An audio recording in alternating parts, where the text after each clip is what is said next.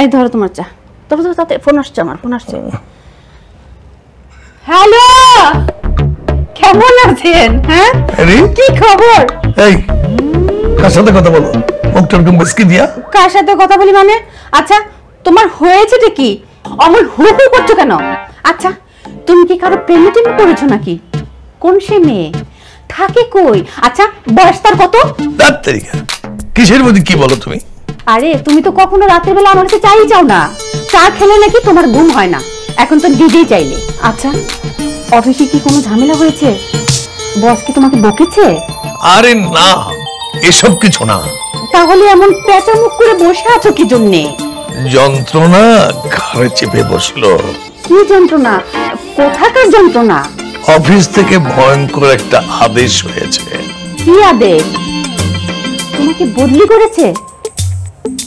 হায় হায় রে, আমার এখন কি হবে রে? আরে দেখ, পুরো কথা না শুনে ফ্যাত করবে না তো। তাহলে তুমি পুরো কথা বলছো না কেন? আমাকে স্মার্টফোন নিতে হবে, সে মোবাইলে আবার নেট কানেকশন লাগবে। সারাক্ষণ আমাকে অফিসের সঙ্গে টাচে থাকতে হবে।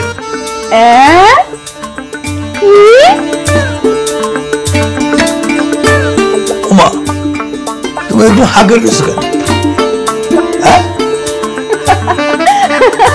তুমি স্মার্টফোন কিনবা? এই তুমি? চারু, চারু, অপলা, কইলে তোরা? অপলা, চারু, কি হলো মা? তাড়াতাড়ি একটা খুশি সংবাদ আছে। ঘটনা কি মামি?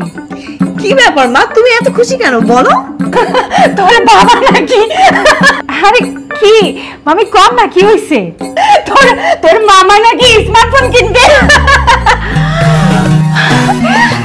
কি সত্য?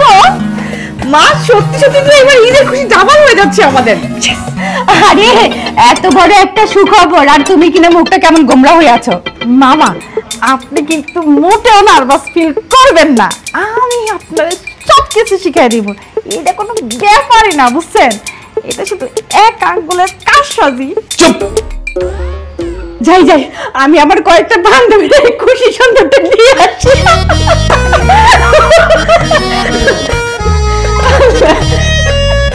ওয়াও বাবা, কি ব্র্যান্ড নিয়েছো?